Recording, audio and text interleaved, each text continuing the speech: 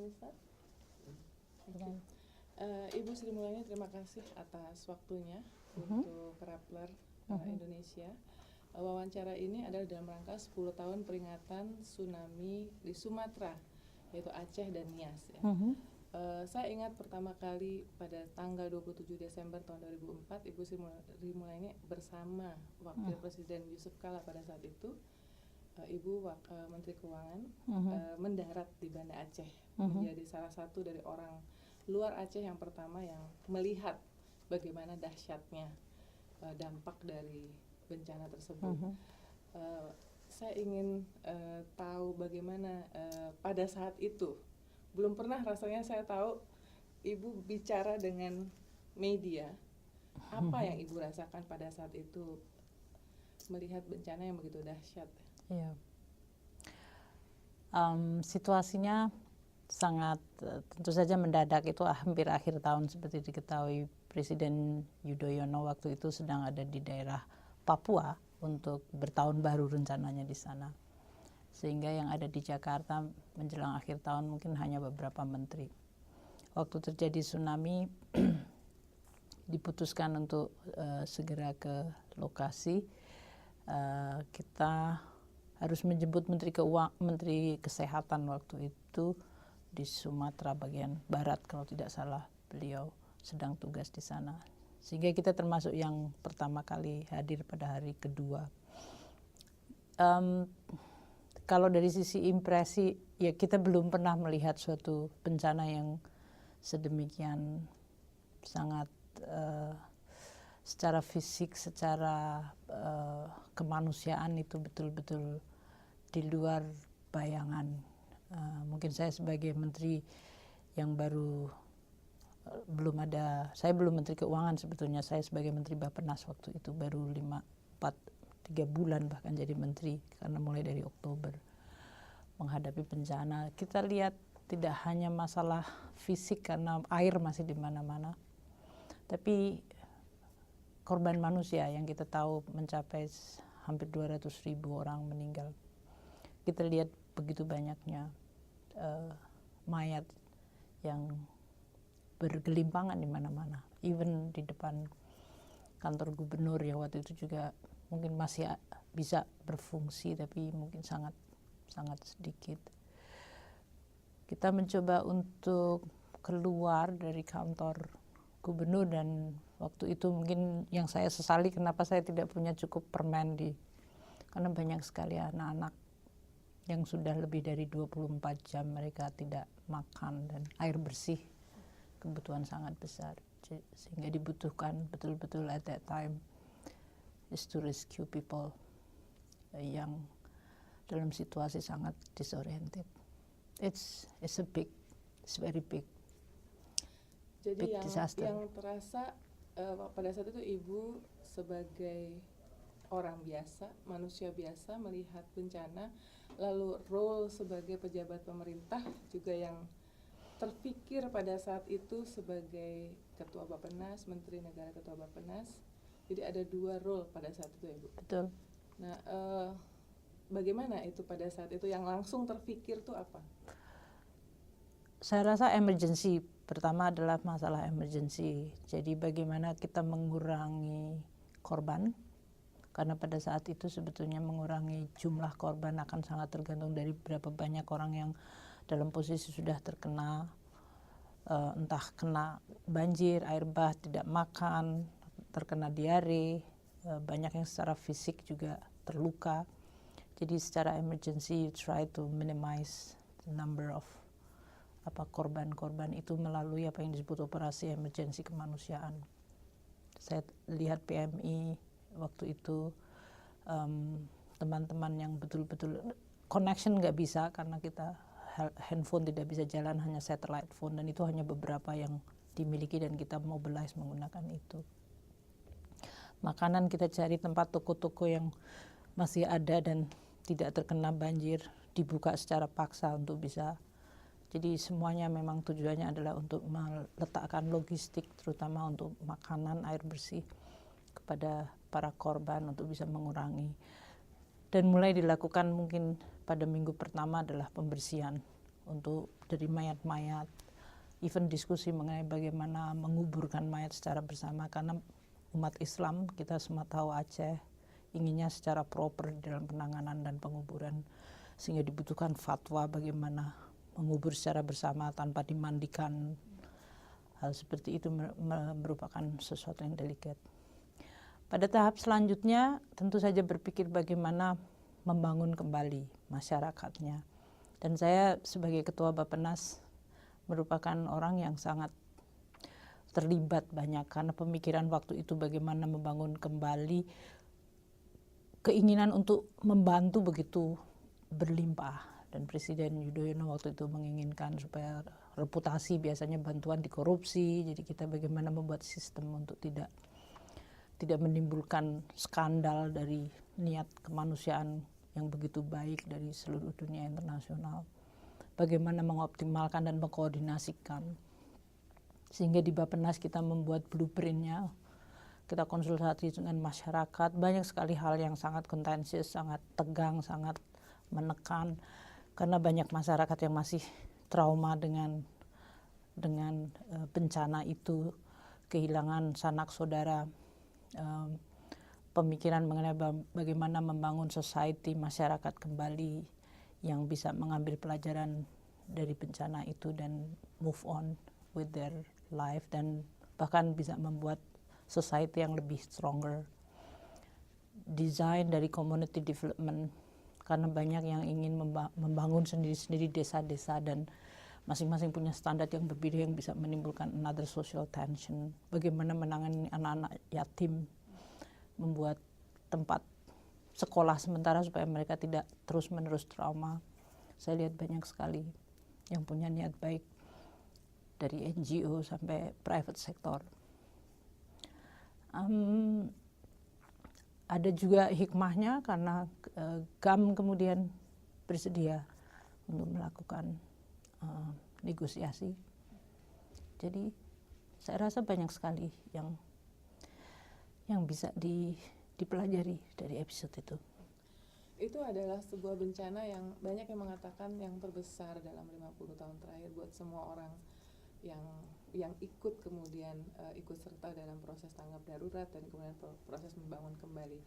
Buat pemerintah Indonesia pada saat itu ada semacam SOP, bahkan kemudian merujuk membuat undang-undang. Seberapa besar kemudian juga peristiwa itu mempengaruhi SOP penanganan atau manajemen bencana di lembaga-lembaga internasional yang termasuk Bank Dunia. Bank Dunia. Banyak sekali. Aceh tsunami merupakan suatu bencana internasional, tapi juga merupakan salah satu bentuk penanganan baik dari sisi masyarakat, private sector, NGO, pemerintah, negara-negara bilateral, militer, civilian, they are working together untuk bekerja. Jadi ini merupakan salah satu bentuk example yang baik, karena pada saat itu memang leadership sangat penting. Jadi pemerintah melakukan suatu reaksi yang sangat cepat. Banyak yang skeptis mengenai kemampuan pemerintah untuk membuat sistem yang bersih, maka dibuat undang-undang khusus. Kita membentuk lembaga khusus BPR, Badan Rekonstruksi BPRR. Pak Kuntoro ditunjuk, diberikan kewenangan dari sisi keuangan negara, baik dari APBN sendiri maupun dari internasional, didesain suatu sistem yang transparan. Pak Kuntoro meng-hire banyak both NGO maupun berbagai macam international support yang ingin membantu sistem manajemen keuangan yang transparan dan baik.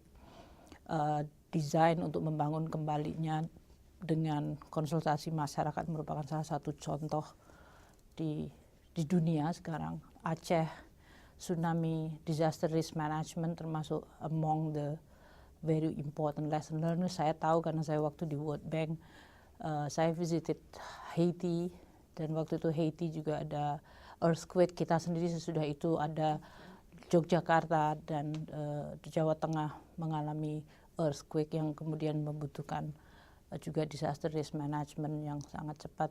Indonesia mendapatkan banyak sekali pengalaman yang sangat dihormati sebetulnya. Itu menunjukkan kemampuan institusi, leadership, mobilisasi funding, bagaimana menjaga confidence dari para pemilik dana, baik masyarakat biasa, private sector sampai dunia international companies. Bagaimana kita bisa bereaksi more or less cepat meskipun dibutuhkan waktu lebih dari 3 tahun untuk membangun kembali. So accountability, transparency, predictability, coordination, itu sesuatu yang saya lihat di banyak negara begitu mengalami. Sesudah itu karena saya juga datang ke Pakistan waktu mereka mengalami juga disaster, sebagai kapasitas dikirim oleh Presiden Yudhoyono untuk membantu waktu itu memberikan bantuan support dana. Tidak selalu mudah pada saat terjadi disaster, sometimes masyarakatnya porak-poranda, institusinya rusak, dan kemudian muncul berbagai ekses. Jadi kemampuan kita, dan untuk Aceh special karena kemudian memunculkan opportunity untuk menciptakan perdamaian, yang itu merupakan suatu mungkin bisa dikatakan hadiah yang luar biasa bagi masyarakat Aceh, padahal di atas bencana itu. Sudah 27 Desember 2004, apakah Ibu berkesempatan untuk kembali ke Aceh? Ya, saya kembali ke Aceh mungkin beberapa, tapi yang saya ingat mungkin terakhir waktu kita sudah selesai. Saya ke sana waktu belum selesai menengok BRR waktu mereka membangun kantor sementara untuk melihat bagaimana perkembangannya. Saya kembali pada saat sudah stabil seluruhnya, hampir selesai seluruh reconstruction, di mana saya juga meresmikan kantor Departemen Keuangan yang juga mengalami kerusakan sangat besar. Sudah berubah, sangat berubah. Waktu hari kedua habis tsunami saya hadir di sana dan melihat lokasi yang sama, kemudian terbangun kembali. Ada perasaan ya bagus untuk masyarakat, tapi ya kita coba untuk membangun suatu masyarakat ya, bukan hanya membangun kembali kantor atau building like masjid, tapi atau road gitu, bridge. Tapi yang lebih besar adalah begitu besarnya manusia di dunia, begitu lihat disaster tuh mereka luar biasa membantu. So it's an achievement, a lot of achievement. Untuk masyarakat Aceh, kemudian untuk masyarakat Indonesia, termasuk di kalangan pemerintah, lalu kemudian Ibu Sri Mulyani ada di lembaga yang oversee, mengawasi beberapa negara. Bagaimana peristiwa ini mengarahkan kepada preparedness yang lebih baik terhadap bencana? World Bank working closely dengan banyak sekali donors. Seperti kita tahu, Jepang mengalami disaster dengan Fukushima, dan itu juga wake up call. Dan Jepang termasuk satu negara yang sangat luar biasa sistematik membantu juga Indonesia dalam membangun tsunami, karena sangat terlatih untuk mengalami bencana alam dalam bentuk earthquake. Dan itu sangat membantu sekali. Waktu kita bersama Presiden Yudhoyono waktu itu dengan beberapa menteri menengok bagaimana disaster preparedness dan emergency rehabilitation, reconstruction. I think it's a good learning, and kita mengadaptasi dengan kelembagaan kita. Kita membangun kelembagaan untuk bisa menyiapkan setiap saat, karena Indonesia ring of fire, begitu potensial untuk mengalami banyak sekali sebetulnya bencana alam karena lokasi. Kemudian waktu di World Bank, pengalaman tsunami, saya join the World Bank pada bulan Juni. Pada saat itu Haiti baru saja terkena earthquake, jadi presiden dan kebetulan Latin Amerika ada di dalam supervisi saya, sehingga saya pergi ke Haiti dalam situasi juga masih mengingatkan saya persis seperti Aceh. Suasana berbeda tentu, tapi you see the city yang totally destroy, dan lihat masyarakatnya yang rusak karena bencana alam. Sehingga kita menggunakan pengalaman kita menggunakan banyak sekali teman-teman dari World Bank yang pernah pengalaman, dan kita undang juga orang-orang dari Indonesia, dari BRR untuk memberikan lesson learn kepada Haiti untuk belajar bagaimana menangani disaster risk management. Kita menggunakan itu untuk membentuk di sini dengan support beberapa donor, terutama dari Jepang, untuk membentuk yang disebut disaster risk management. Sekarang di dalam World Bank ada division khusus mengenai disaster risk management, itu sebagai suatu kegiatan yang dianggap sangat kritikal untuk membantu banyak klien country yang mengalami situasi yang seperti itu. Dari segi polisi anggaran, sesudah tsunami di Aceh, pengaruhnya terhadap bagaimana pemerintah mengalokasikan anggaran khusus untuk bencana, mengingat negara kita ada di ring peruntuk disaster ya, dan apakah itu juga menjadi semacam saran bagi World Bank kepada negara-negara yang lain juga untuk memberikan perhatian itu, sehingga tidak menjadi hal yang kaget, ad hoc gitu. Kalau dari sisi anggaran dalam negeri, kalau negaranya cukup besar dan disasternya located in one specific, nggak terlalu besar, tidak mempengaruhi keseluruhan perekonomian, biasanya bisa diabsorb dalam APBN masing-masing, biasanya dengan persetujuan DPR mereka. Seperti di Indonesia, kita kemudian mengalokasikan additional anggaran dalam APBN tambahan. Untuk negara yang disasternya bisa devastated, yang mempengaruhi seperti Haiti, itu the whole country akan lumpuh, sehingga APBN-nya mau diotak-atik nggak ada lagi uang di situ, sehingga dia akan purely butuh dari external. Atau seperti Caribbean country, small island yang sangat prone terhadap typhoon, tiap tahun selalu datang dan setiap kali kena, kayak Jamaica atau seperti many Caribbean island, small Saint Kitts, itu mereka akan seperti di-wipe seluruh ekonominya. The World Bank developing instrument untuk membangun apa yang disebut catastrophic bond, sehingga pada saat situasi seperti itulah kita bisa kembali dengan membantu pemerintah langsung dengan anggaran untuk bisa memobilisasi funding dan semacam insurance kepada negara-negara itu. Kita mengintroduce itu untuk Meksiko, banyak negara Latin Amerika, Caribbean yang very prone terhadap disaster dalam bentuk catastrophic bond ini. Sehingga kita baik dari sisi financing, dari sisi protokol tadi SOP, dari sisi institutional building, World Bank menggunakan all those experience untuk mengakumulate knowledge, kemudian kita mendevelop instrumen sehingga banyak negara-negara terutama yang berkembang, tapi tidak hanya berkembang, seperti Jepang saja waktu dia mengalami, dia negara maju, they always need not only just the social support, because that is usually politically very contentious, socially is also very devastating untuk ngadepin suatu tragedi dan bencana yang skalanya seperti yang kita lihat di berbagai tempat. Bagaimana dengan women and disaster management and resiliency? Apakah ada program khusus atau Ibu Sri Mulyani punya pemikiran melihat pengalaman langsung baik di tsunami Aceh maupun di tempat-tempat yang lain? Sangat relevan.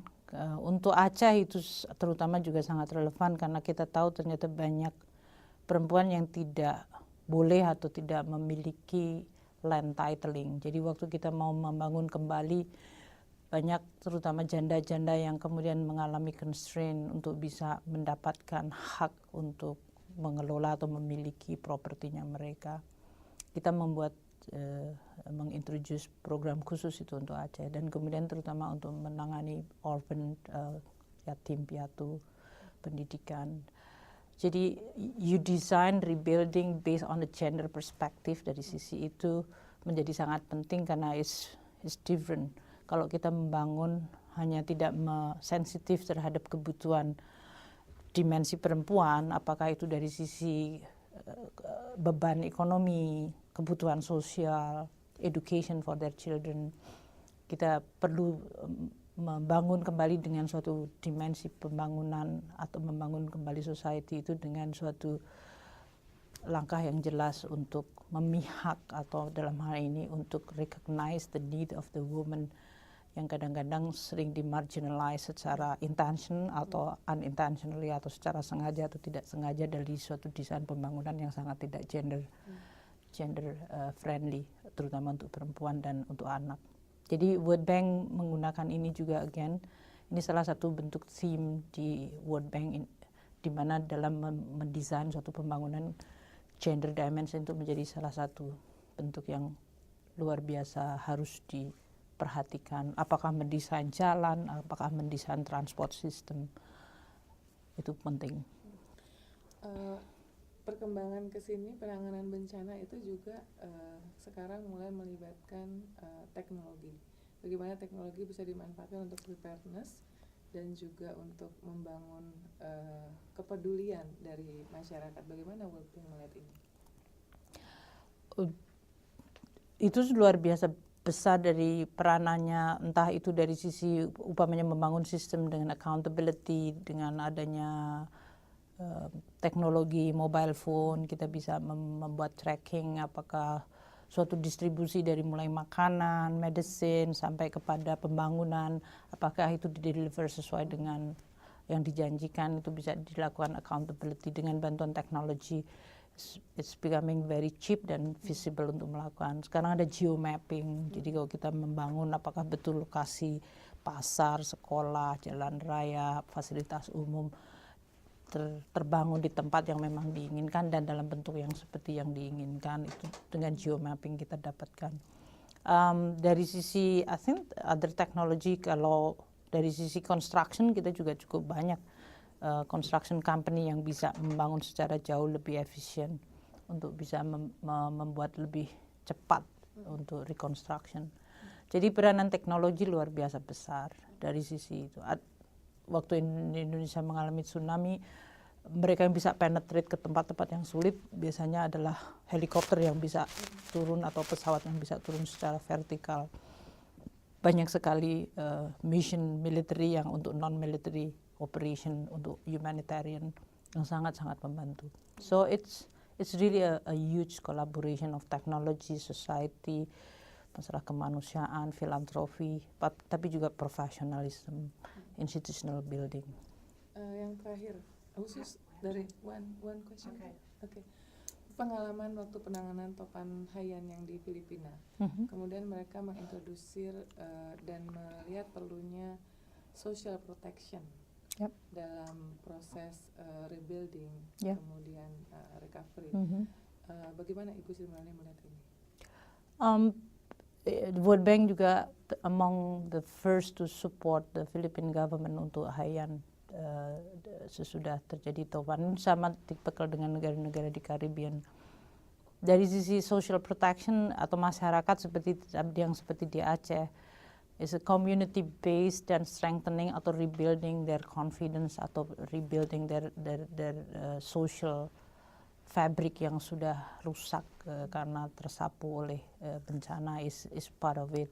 Dan itu kemudian dipakai juga opportunity untuk membangun kembali sistem jaminan sosial, kalau bisa dikatakan seperti itu. Karena itu akan sangat bagus, negara yang memiliki database yang bagus bisa men-channel untuk menyalurkan seluruh bantuan-bantuan jauh lebih targeted by name, by household, especially for the poor people, untuk orphan, para yatim piatu, untuk bisa mendapatkan support. Dan kemudian bisa dibuild seterusnya, karena biasanya masyarakat kan tidak hanya pada saat emergency atau pas rehabilitasi, tapi masyarakat perlu untuk selalu memiliki apa yang disebut semacam social safety net, semacam jaminan sosial, karena kadang-kadang perekonomian, politik, kadang-kadang natural disaster itu hit atau menghantam suatu society, sehingga kita membutuhkan suatu sistem untuk melindungi terutama masyarakat yang paling rapuh, paling miskin,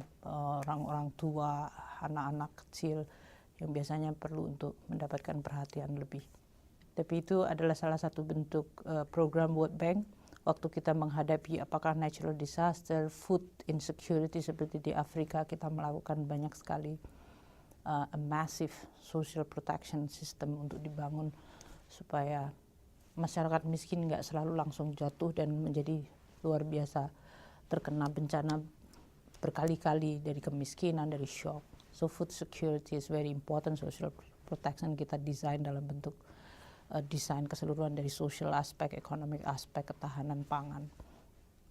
Terima kasih. Thank you. Okay.